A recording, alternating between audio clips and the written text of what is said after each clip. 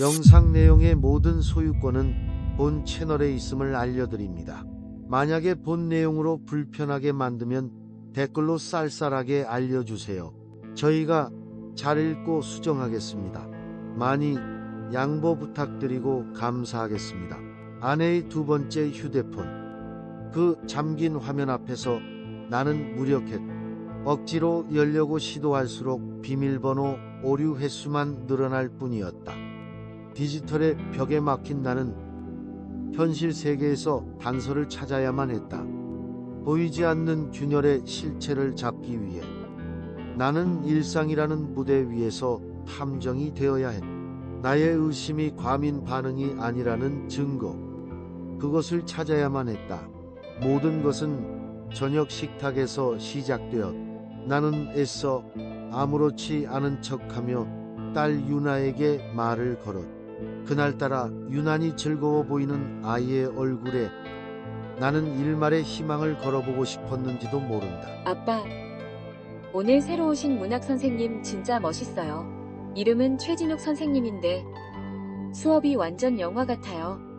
시도 읽어주시는데 목소리가 성우 같다니까요. 나는 숟가락을 든 채로 잠시 멈칫했다. 최진욱. 낯선 이름이 망치처럼 귓가를 때렸다. 그 이름이 언급되는 순간 아내 서연이 미세하게 어깨를 움츠리는 것을 나는 놓치지 않았다. 그리고요. 아빠, 더 신기한 거 있어요.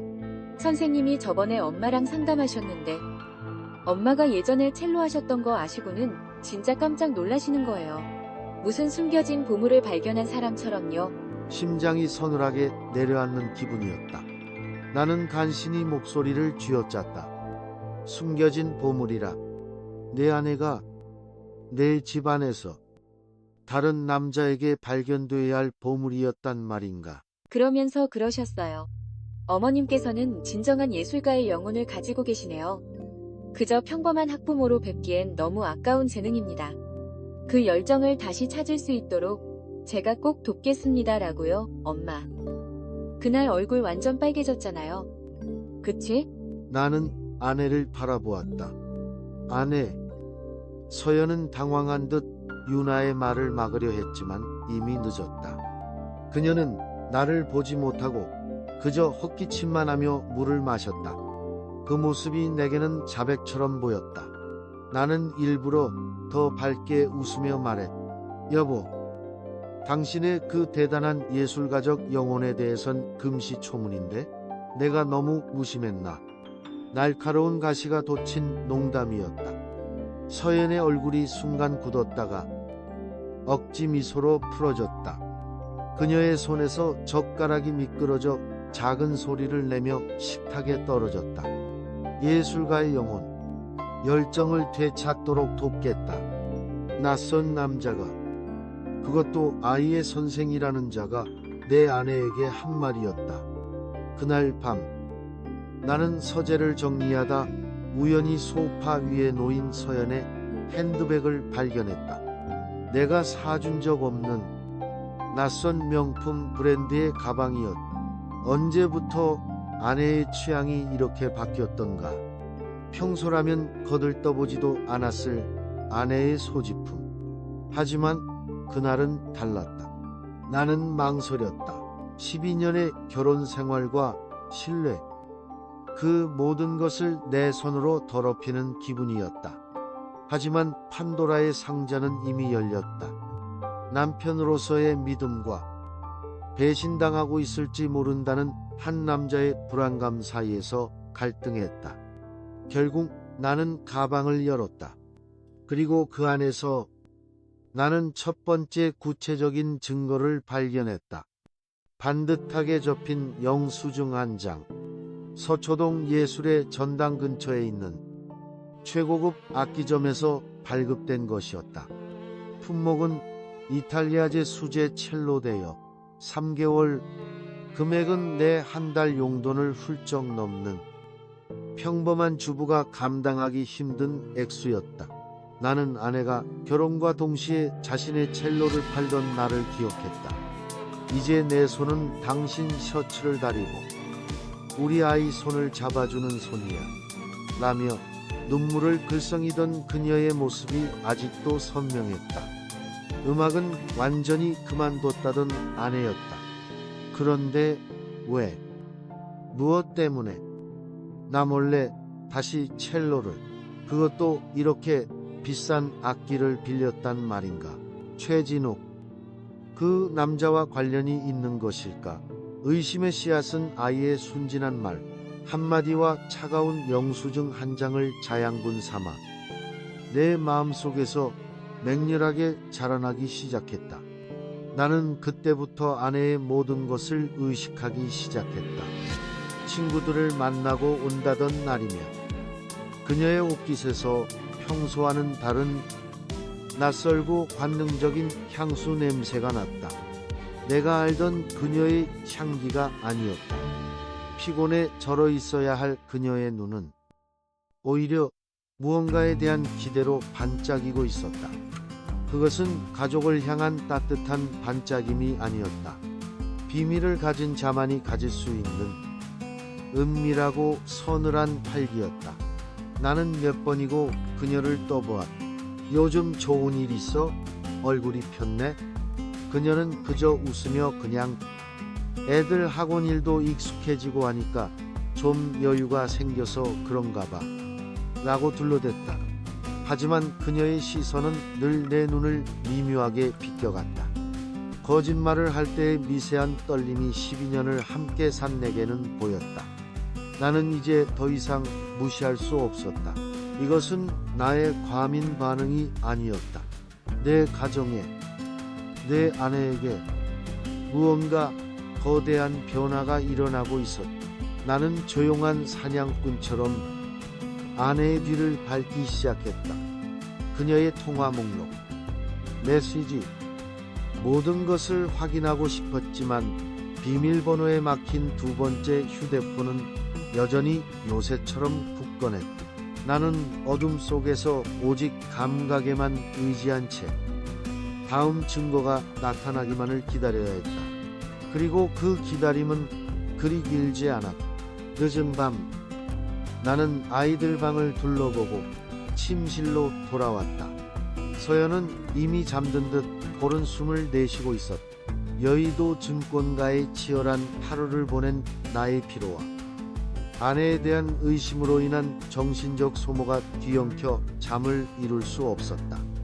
천장을 보며 수만 가지 최악의 시나리오를 그리고 있을 때였다. 뒤척이던 그때 머리맡에 놓아둔 내 휴대폰이 짧게 징 하고 울렸다. 무심코 화면을 확인한 순간 나는 숨을 멈췄다. 화면 위에는 단 한 줄의 알림이 떠 있었다. 신용카드 승인 내역, 금액은 48만 5천 원. 그리고 내 눈을 사로잡은 것은 결제처의 이름이었다. 르레브 재즈라운지, 청담동. 시간은 밤 11시 47분. 심장이 발끝까지 떨어졌다. 다시 솟구치는 것 같았다. 청담동, 재즈라운지, 와인과 칵테일, 그리고 은밀한 대화가 어울리는 곳. 아내가 혼자서는 절대 가지 않을, 아니, 나와도 가본 적 없는 그런 장소였다. 이 시간에 이 큰 금액을 도대체 누구와? 나는 떨리는 손으로 라운지 이름을 검색했다. 화면에 떠오른 것은 어둡고 고급스러운 연인들을 위한 공간처럼 보이는 사진들이었다. 퍼즐 조각들이 섬광처럼 머릿속에서 맞춰졌다. 최진욱이라는 문학 선생, 값비싼 첼로, 낯선 향수, 그리고 비밀스러운 활기. 모든 것이 하나의 점을 가리키고 있었다. 내 아내는 지금 다른 남자와 함께 있다. 의심은 이제 확신이 되어 내 목을 졸라왔다. 그들은 무슨 이야기를 나누고 있을까? 그 남자는 지금 내 아내의 손을 잡고 있을까? 아내는 나에게는 보여주지 않는 그 비밀스러운 미소를 그에게 보여주고 있을까? 나는 잠든 아내의 얼굴을 가만히 내려다보았다. 평온해 보이는 저 얼굴 뒤에 과연 어떤 진실이 숨겨져 있는 걸까? 이제 확인해야만 했다. 그 차갑고 우아한 제주 선율이 흐르는 곳에서 내 아내가 어떤 얼굴로 웃고 있는지를, 그 지옥 같은 진실을 내 눈으로 직접 목격해야만 이기나긴 의심을 끝낼 수 있을 것 같았다. 다음 날 나는 회사에 병가를 냈다. 목소리는 잠겨 제대로 나오지 않았고 머리는 깨질 듯 아팠다. 아내 서연에게는 급한 해외 컨퍼런스 콜이 잡혔다고 거짓말을 했다. 그녀는 내 얼굴도 보지 않은 채 알겠다는 듯 고개만 끄덕이고는 평소처럼 아이들을 챙겨 학원에 보냈다.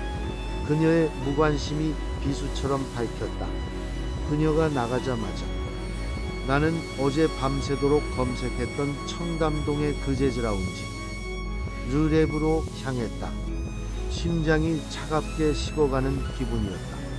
낮에 찾은 재즈바는 밤의 화려함은 온데간데 없이 텅 비고 쓸쓸했다.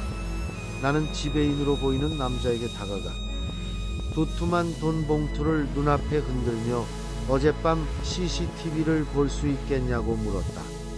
그는 처음엔 규정 운운하며 거절했다. 나는 내 명함을 그의 손에 쥐어주었다. 여의도 증권가에서 내 이름 석자가 가진 무게를 그는 알고 있을 터였다. 아주 사적인 문제입니다. 분실한 물건이 제 아내와의 신뢰일지도 모르겠군요. 내 씁쓸한 농담에 그는 마지못해 나를 구석진 사무실로 안내했다. 모니터 속에서 시간은 빠르게 거꾸로 흘러갔다. 그리고 마침내 나는 찾고 있던 장면을 발견했다. 어젯밤 11시 47분 바의 가장 구석진 어두운 자리에 앉아있는 두 사람, 내 아내 윤서연과 딸아이의 입에서 들었던 그 이름 최진욱. 그들은 손을 잡거나 입을 맞추는 그런 노골적인 행동은 하지 않았다. 하지만 그게 더 나를 미치게 만들었다. 서연이 무언가 이야기할 때 최진욱은 온 세상을 다 가진 듯한 표정으로 그녀를 바라보았다. 그녀의 모든 말 한마디 한마디를 숭배하듯 들었다. 그녀가 머리를 쓸어 넘기는 작은 손짓 하나에도 그의 눈은 뿔이 떨어질 듯 따라 움직였다. 그리고 서연은 웃고 있었다. 내가 지난 몇 년간 단 한 번도 본 적 없는 모든 걱정을 잊어버린 소녀 같은 웃음이었다. 남편인 나에게는 보여주지 않는 오직 그 남자만을 위한 얼굴이었다. 나는 떨리는 손으로 휴대폰을 꺼내 그 장면을 몰래 촬영했다. 화질은 엉망이었고 소리도 담기지 않았다. 하지만 상관없었다. 이건 법정에 낼 증거가 아니었다. 이건 내가 미치지 않았다는, 나의 이 모든 의심이 망상이 아니라는 나 자신을 위한 증거였다. 집에 돌아온 나는 유령처럼 집안을 떠돌았다. 휴대폰 속의 짧은 동영상은 독처럼 내 혈관을 타고 흐르는 것 같았다. 그들의 행복해 보이는 모습이 내 가정을 무너뜨리는 망치처럼 느껴졌다. 하지만 이것만으로는 부족했다. 나는 알아야만 했다. 언제부터, 어떻게, 그리고 왜. 그 이유를 알아야 이 지옥 같은 고통을 이해라도 할 수 있을 것 같았다. 그때 서재 구석에 먼지가 쌓여가던 낡은 태블릿 PC가 눈에 들어왔다. 서연이 비밀스러운 두 번째 휴대폰을 사용하기 전에 아이들과 함께 쓰던 가족용 태블릿이었다. 아들 유민이가 얼마 전까지도 게임을 하던 바로 그 기기. 혹시나 하는 마음에 전원을 켰다. 로그인된 클라우드 계정. 심장이 다시 뛰기 시작했다. 나는 밤새 인터넷을 뒤져 찾아낸 데이터 복구 프로그램을 설치해 시간은 지독하게 느리게 흘러갔다. 진행률을 나타내는 막대바가 1%씩 찰 때마다 결혼사진 속 행복했던 우리의 모습과 CCTV 속 낯선 아내의 얼굴이 교차하며 나를 괴롭혔다. 나는 무엇을 찾고 있는 걸. 이 끔찍한 진실의 끝에서 내가 마주하게 될 것은 무엇일까? 몇 시간이 흐른 뒤 마침내 프로그램이 작동을 멈췄. 그리고 화면에는 지워졌던 파일들이 유령처럼 되살아나기 시작했다. 나의 뮤즈라는 이름의 폴더. 그 안에는 내가 모르는 아내의 사진들로 가득했다. 햇살 좋은 카페에서 첼로를 켜는 모습, 서점에서 책을 고르는 모습, 혼자 길을 걸으며 미소 짓는 모습. 모든 사진은 전문가의 시선으로 찍은 것처럼 구도가 완벽했다. 그 시선 끝에는 깊은 애정이 담겨 있었다. 최진욱. 그가 찍은 사진들이 분명했다. 그리고 삭제된 메시지. 나는 떨리는 손으로 복구된 메시지 앱을 열었다. 판도라의 상자가 마침내 내 앞에서 열렸다. 메시지 음성 진욱 씨. 오늘 정말 고마웠어요. 오랫동안 잊고 있던 제 자신을 다시 만난 기분이에요. 메시지 음성 서연 씨가 바로 음악이에요. 당신의 재능을 그저 한 남자의 아내, 아이들의 엄마로만 가둬두기엔 세상이 너무 인색하죠. 내가 당신을 위한 무대를 찾아줄게요. 나는 메시지를 소리내어 읽었다. 그들의 목소리가 귓가에 울리는 듯했다. 스크롤을 내릴수록 배신의 증거는 더욱 선명해졌다. 메시지 음성 가끔은 숨이 막혀요. 지훈 씨는 내 이름 대신 여보 아니면 유나 엄마라고만 불러요. 윤서연이라는 사람은 이 세상에 없는 것 같아요. 그의 성공이 나를 가두는 감옥처럼 느껴질 때도 있어요. 메시지 음성. 아니, 여기에 있어요? 내가 보고 있잖아요. 당신의 진짜 모습을. 그 사람은 당신의 가치를 몰라요. 당신은 보석이에요. 서연 씨, 내가 그 빛을 다시 찾아줄게요. 우리만의 새로운 세상에서, 그 감옥에서 나와요. 내가 날개를 달아줄게요. 새로운 세상. 그 단어는 비수처럼 내 가슴에 밝혔다. 그들이 말하는 새로운 세상이란 바로 내 가정이 무너진 폐허 위에서 시작되는 것이었다. 스크롤을 내릴수록 그들의 관계는 점점 더 깊고 대담해졌다. 아이들 학원 시간을 핑계로 한 비밀스러운 만남들. 주말에 내가 회사 일로 바쁠 때마다 그들은 둘만의 시간을 가졌다. 오늘 유나 엄마 말고 온전한 윤서연으로 만나요. 같은 역겨운 문장들이 화면을 가득 채우고 있었다.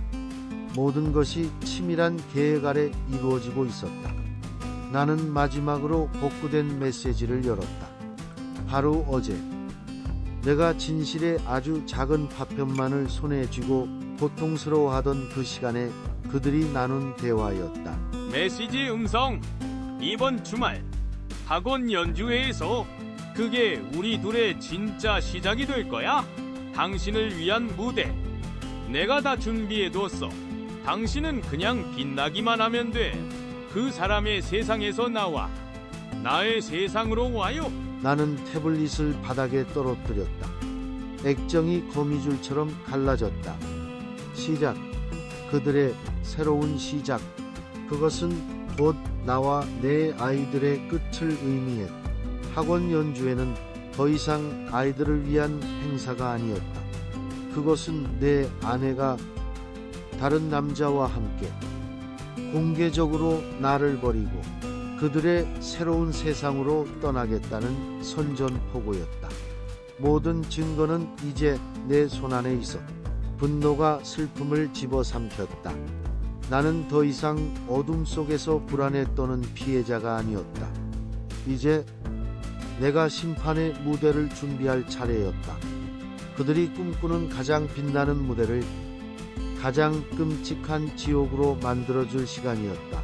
심판의 날은 역설적으로 가장 화창한 주말 오후에 찾아왔다. 학원으로 향하는 차 안에서 아이들은 주말 연주회에 대한 기대로 들떠 있었다. 뒷좌석에서 들려오는 아이들의 웃음소리가 유리 파편처럼 내 심장을 찔렀다. 나는 아무 말 없이 운전대만 꽉 쥐었다. 분노는 이미 그 차가운 임계점을 넘어 얼음장처럼 차가운 평온함으로 변해 있었다. 오늘 나는 관객이 아니었다. 나는 이 지독한 연극의 마지막 막을 내릴 연출가였다. 학원 강당은 작고 아늑했다. 자식들의 작은 재롱을 보기 위해 모인 부모들의 얼굴에는 뿌듯함과 기대감이 가득했다. 그들의 평화로운 모습이 나를 더욱 이방인으로 만들었다. 맨 앞줄에 앉아 환하게 웃으며 사람들을 맞이하는 최진욱의 모습이 보였다. 그는 오늘 행사의 주인공이자 내 아내의 새로운 세상을 약속한 남자였다. 아내 소연은 내 옆에 앉아 있었지만 그녀의 영혼은 이미 무대 위 그 남자 곁에가 있는 듯했다. 잠시 후 사회자의 소개와 함께 서연이 무대 위로 올라섰다. 그녀는 내가 선물했던 짙은 푸른색 드레스를 입고 있었다. 내가 아닌 다른 남자에게 가장 아름답게 보이고 싶어서일까? 그녀가 첼로 앞에 앉아 활을 잡는 순간 강당 안에 모든 소음이 사라졌다. 라흐마니노프의 첼로 소나타 G단조. 우리가 연애하던 시절 그녀가 내게 들려주었던 바로 그 곡이었다. 그녀의 연주는 완벽했다. 손가락 하나하나에 활의 움직임 하나하나에 그녀가 잊고 살았던 열정과 되찾고 싶었던 꿈 그리고 현재의 은밀한 행복감이 모두 담겨 있었다. 선율은 애절하면서도 관능적이었고 강당을 가득 채운 학부모들은 모두 숨을 죽인 채 그녀의 연주에 빠져들었다. 나 역시 마찬가지였다. 그녀의 재능이 자랑스러우면서도 그 재능을 다시 꽃피운 자가 내가 아니라는 사실에 심장이 뒤틀렸다. 나는 잠시 내가 이곳에 온 이유를 잊을 뻔했다. 저 무대 위의 여자는 내가 처음 사랑에 빠졌던 바로 그 윤서연이었습니다. 연주가 끝나자 우레와 같은 박수 소리가 터져나왔다. 서연이 붉어진 얼굴로 인사를 하자 최진욱이 마이크를 들고 무대 위로 올라서 그는 자랑스러운 후원자처럼 서연의 어깨를 가볍게 감싸 안았다. 그 소유욕 가득한 손길에 나는 주먹을 꽉 쥐었다. 여러분, 정말 놀라운 연주 아니었습니까? 저는 윤서연님을 처음 배웠을 때부터 알 수 있었습니다. 이분은 그저 평범한 학부모가 아니라 세상이 잠시 잊었을 뿐인 위대한 예술가라는 것을요. 이 재능이, 이 열정이 고작 아이들 교육과 살림에 갇혀 있다는 것은 사회적 손실입니다. 그의 목소리는 꿀처럼 달콤했고 설득력이 넘쳤다. 그는 나를 향해 보이지 않는 화살을 쏘아대고 있었다. 가장 가까운 사람이 그 가치를 몰라줬다고 말하는 듯했다. 몇몇 학부모들은 감동한 듯 고개를 끄덕였다. 최진욱은 서연을 사랑스럽게 바라보며 말을 이었다. 그래서 저희 학원에서는 윤서연님의 음악 활동을 전폭적으로 지원하기로 결정했습니다. 이것은 단순한 취미 활동이 아닙니다. 그녀의 새로운 시작을 위한 특별 프로젝트가 될 것입니다. 앞으로 그녀의 이름으로 열릴 작은 연주회에 여러분 모두를 초대합니다. 박수 소리가 다시 터져나왔다. 서연의 눈에는 감격의 눈물이 어렸다. 그녀는 최진욱을 바라보며 세상 가장 행복한 미소를 지었다.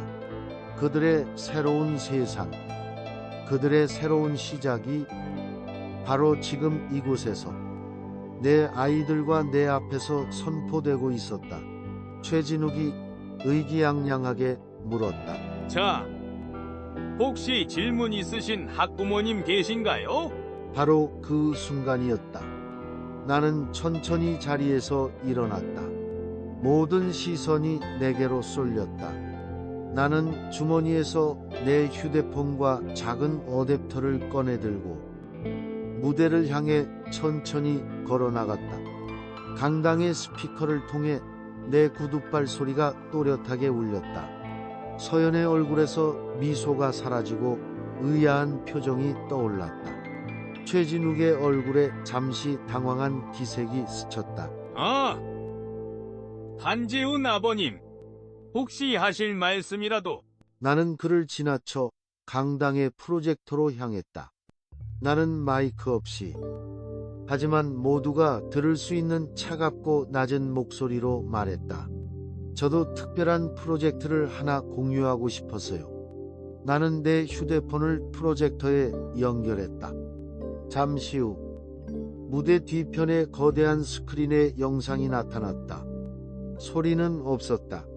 그저 청담동의 어두운 제즈바. 구석진 자리에서 와인잔을 기울이는 두 남녀의 모습만이 비춰질 뿐이었다.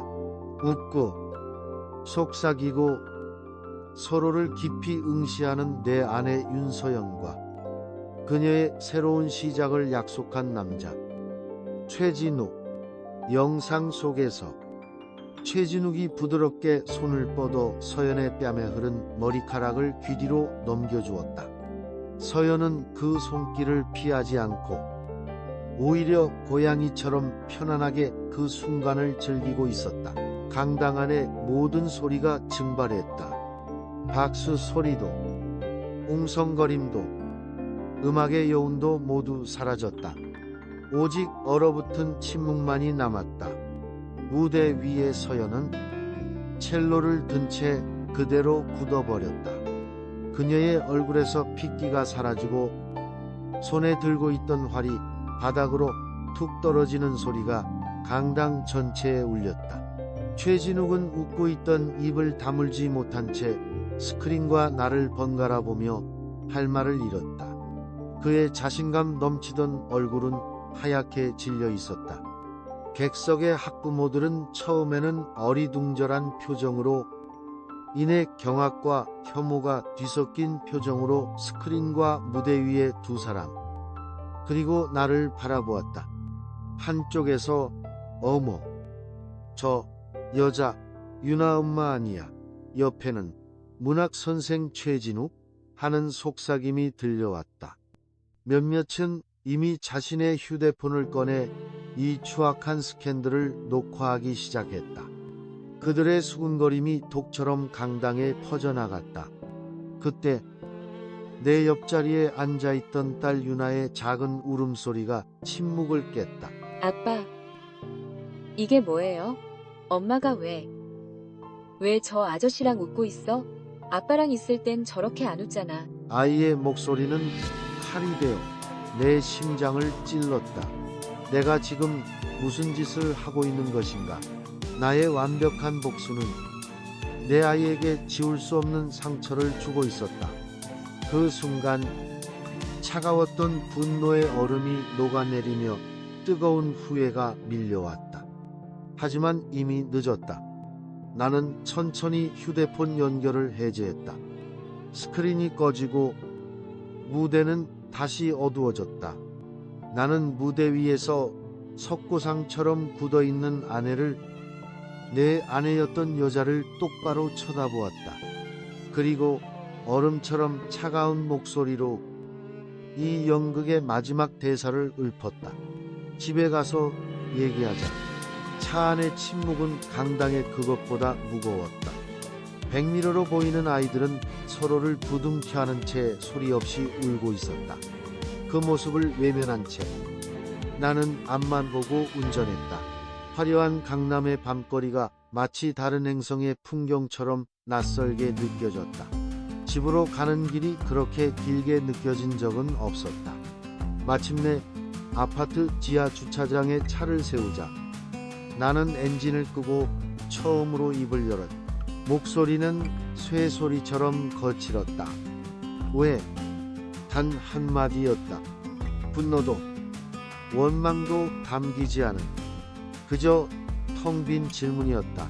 아내 서연은 창밖의 어둠을 응시한 채 한참 동안 말이 없었다. 그리고 그녀가 내뱉은 말은 그 어떤 비난이나 욕설보다도 내 가슴을 깊게 후벼 팠다. 당신 옆에서 난 그냥 한지훈의 아내. 유나 유민이 엄마였어. 내 이름은 없었어. 근데 그 사람 옆에선 난 온전한 윤서연일 수 있었어. 눈물도 미안함도 없는 그저 공허한 음성이었. 나는 차라리 그녀가 울며 용서를 빌거나 내게 악을 쓰며 대들기를 바랐다. 하지만 그녀의 대답은 내가 우리 관계에서 그저 하나의 배경, 하나의 조건에 불과했다는 잔인한 사실 확인이었다. 그녀의 고백은 내가 12년간 쌓아올린 결혼 생활 전체를 부정하는 선고와도 같았다. 나는 아무 대답도 할 수 없었다. 우리는 그 후로 한마디도 하지 않은 채 집으로 올라갔다. 폭풍 같았던 복수는 끝났고 이제 남은 것은 재만 날리는 쾌유뿐이었다. 그날 이후 내 세상은 빠르게 무너져 내렸다. 다음 날 최진욱은 학원에서 해고되었고 소문으로는 아무에게도 알리지 않은 채 잠적했다고 했다. 그는 내 세상에서 사라졌지만 그가 남긴 상처는 맹독처럼 강남에 부유한 학부모 커뮤니티 전체로 퍼져나갔다. 엘리베이터에서 마주치는 이웃들은 내게 어색한 동정의 눈빛을 보내거나 아예 시선을 피했다. 휴대폰 속 학부모 단톡방은 온갖 추측과 험담으로 들끓었다. 나는 그 모든 것을 외면했다. 나의 완벽한 승리는 나를 가장 비참한 패배자로 만들었다. 진짜 지옥은 집에서 시작되었다. 나의 복수가 겨냥했던 것은 아내와 그 남자였지만 그 파편은 고스란히 내 아이들에게 밝혔다. 밝고 씩씩하던 딸 유나는 방문을 걸어 잠그고 나오지 않았다. 학교에서는 친구들의 수군거림에 시달렸고 결국엔 좋아하던 그림 그리기마저 그만두었다. 어느 날 밤 몰래 들어간 아이의 방에서 나는 너덜너덜해진 스케치북을 발견했다. 예전에 그렸던 내 식구가 활짝 웃고 있는 그림 위에 검은색 크레파스로 마구 낙서가 되어 있었다. 엄마의 얼굴은 형체를 알아볼 수 없게 뭉개져 있었다. 텅 빈 스케치북만이 아이의 다친 마음을 대변하는 듯했다. 더 어린 아들 유민의 상처는 더욱 직접적으로 나타났다. 아이는 밤마다 악몽을 꾸며 울부짖었고 이불에 지도를 그리는 날이 잦아졌다. 잠이 들 때면 내 팔을 꼭 붙잡고 물었다. 아빠, 내가 뭐 잘못해서 엄마가 화났어. 내가 말 잘 들으면 엄마 다시 와. 아이의 질문에 나는 대답할 수 없었다. 그저 아이를 품에 안고 괜찮다고, 다 괜찮다고 되뇌는 것밖에는 할 수 있는 게 없었다. 내가 벌인 복수의 대가를 세상에서 가장 순수한 내 아이들이 치르고 있었다. 일주일이 지났다. 서연은 작은 캐리어 하나를 끌고 현관 앞에 섰다. 나는 그녀가 친정으로라도 갈 것이라 생각했다. 하지만 그녀의 행선지는 내 예상을 벗어났다. 나 홍대에 작은 작업실 하나 얻었어. 당분간 거기서 지낼게. 당신이나 아이들한테 연락은 할게. 나는 허탈하게 웃었다. 또 다른 남자가 있는 것도 아니었다.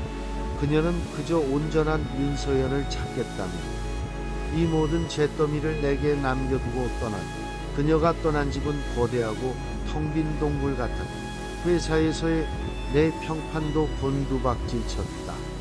중요한 투자 결정을 앞둔 회의에서 나는 서류 위 숫자들 대신 스크린에 떠있던 제즈바의 영상을 보고 있었다.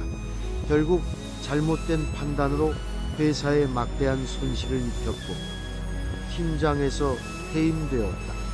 냉철한 펀드 매니저라는 명성은 조각나버렸다. 서연이 감옥 갔다고 말했던 나의 성공은 이제 나를 질식시키는 진짜 감옥이 되어버렸다. 나는 매일 밤 술에 취해 아이들의 텅 빈 눈을 마주했다. 그리고 깨달았다. 나의 화려했던 복수는 결국 내 자존심을 지키기 위한 이기적인 발악이었을 뿐이라는 것을. 나는 내 가정을 지킨 것이 아니라 내 손으로 폭파시켜버렸다. 그 잿더미 위에서 나는 아이들과 함께 서서히 질식해가고 있었다. 모든 것을 포기하고 싶던 어느 날 저녁이었. 모르는 번호로 전화가 걸려왔다. SPEHR 한지훈 씨 되시죠? 윤서연 씨의 소개로 연락드렸습니다. 저는 심리상담센터의 박은영이라고 합니다. 낯선 여자의 차분한 목소리였다. 서연이 왜? SPEHEAL 서연 씨께서 그러시더군요. 두 분 모두 전문가의 도움이 필요하다고요. 이대로라면 두 분은 서로뿐만 아니라 아이들까지 영원히 잃게 될 거라고요. 한 번만이라도 아이들을 위해서 상담을 받아보시는 게 어떻겠냐고 전해달라 하셨습니다. 나는 아무 말도 할 수 없었. 수화기 너머로 들려오는 차분한 목소리가 폐허 속에 갇힌 내게 던져진 가느다란 동아줄처럼 느껴졌. 그것이 구원의 손길일지 혹은 또 다른 심판의 시작일지는 알 수 없었. 하지만 나는 그 줄을 잡아야만 했. 나를 위해서가 아니라 이 잿더미 속에서 나만 바라보고 있는 두 아이를 위해서. 잿더미 속에서 나는 상담사의 목소리라는 가느다란 동아줄을 잡았. 며칠 후 나는 서연과 함께 상담센터 대기실에 앉아 있었. 몇 달 전만 해도 한 침대를 쓰던 우리는 마치 처음 만난 사람들처럼 어색하게 거리를 둔 채 서로를 외면했. 곧이어 상담사 박은영 선생님이 우리를 방으로 안내했다. 따뜻한 조명이 비추는 방 안의 공기는 무겁게 가라앉아 있었다. 스피커 두 분은 오늘 어떤 계기로 이곳에 오게 되셨나요? 상담사의 부드러운 질문에 나는 아무 말도 할 수 없었다. 분노, 배신감, 후회, 죄책감, 어떤 단어부터 꺼내야 할지 몰랐다. 기나긴 침묵을 깬 것은 서연이었다. 제 딸 아이의 그림들 때문에요. 그 한마디에 상담실 안의 모든 공기가 우리 가족이 겪어야 했던 고통의 무게로 가득 차는 듯했. 그렇게 우리의 기나긴 여정이 시작되었. 기적은 없었. 처음 몇 번의 상담은 서로를 향한 날 선비난과 지독한 침묵으로 채워졌. 우리는 깨진 신뢰의 조각들 위에서 위태롭게 서 있는 것과 같았다. 상담사는 우리에게 첫 번째 과제를 내주었. 일주일에 한 번 무조건 네 식구가 함께 저녁을 먹을 것. 아이들을 위해서였. 처음 함께한 저녁 식탁은 숨막히는 어색함 그 자체였다. 아이들은 우리의 눈치를 보며 밥을 먹었고 우리의 대화는 오직 유나야. 편식하면 안 돼. 유민이 숙제는 다 했어. 같은 기능적인 말들 뿐이었다. 하지만 그 어색한 저녁 식사가 쌓여가면서 아주 조금씩 변화가 찾아왔다. 우리는 아이들이 잠든 후 서로의 상처를 들여다보기 시작했다. 어느 날 밤, 내가 먼저 입을 열었다. 나는 내가 당신을 얼마나 외롭게 만들었는지 몰랐어. 늘 바쁘다는 핑계로 당신이 내 옆에 있는 걸 너무 당연하게 여겼지. 당신의 재능, 당신의 꿈을 응원하기는커녕 내 성공의 장식품 정도로만 생각했어. 내 고백에 서연은 오랫동안 울었. 그리고 며칠 뒤 그녀도 자신의 마음을 열었. 내 잘못을 당신 탓으로 돌렸어요. 외로움을 핑계로 해서는 안 될 선택을 했어요. 그건 이기적인 도피였어요. 당신과 아이들에게 지울 수 없는 상처를 줬어요. 미안해요. 우리는 서로의 잘못을 인정했. 그것은 완전한 용서는 아니었지만 서로의 상처를 이해하려는 노력의 시작이었. 우리의 관계는 여전히 깨진 유리 같아서 만지면 아프고 조심스러웠. 하지만 우리는 더 이상 서로를 핥히지 않았. 대신 아이들의 웃음소리를 지키기 위해 이 깨진 유리를 조심스럽게 다시 맞춰보기로 했다. 계절이 몇 번 바뀌었. 어느 주말 오후 나는 거실에서 서연과 함께 아이들의 숙제를 봐주고 있었다. 그때 딸 유나가 새로 그린 그림을 들고 우리에게 달려왔다. 스케치북에는 4명의 가족이 그려져 있었다. 예전처럼 엄마의 얼굴이 뭉개져 있지도 아빠와 멀리 떨어져 있지도 않았다. 4명 모두가 손을 꼭 잡고 밝은 태양 아래서 환하게 웃고 있었다. 나는 그림에서 눈을 떼고 서연을 바라보았다. 그녀도 나를 보고 있었다. 나는 나지막이 말했다. 이 그림 참 예쁘다. 서연이 아주 오랜만에 정말로 맑게 웃으며 대답했다. 아직 우리가 칠해야 할 색깔이 많이 남았네요. 나는 그녀의 말에 조용히 고개를 끄덕였다. 우리의 망가진 그림을 다시 예전처럼 되돌릴 수는 없을 것이다. 하지만 괜찮았다. 우리는 이제 새로운 도화지 위에 서툴지만 함께 새로운 색깔들로 우리 가족의 다음 그림을 그려나가기 시작했으니까 그 끝이 어떤 모습일지는 아무도 모른다. 하지만 중요한 것은 우리가 다시 함께 붓을 잡았다는 사실이었다. 어쩌면 행복은 완벽한 그림이 아니라 함께 그림을 그려나가는 그 과정 자체에 있는지도 모른다.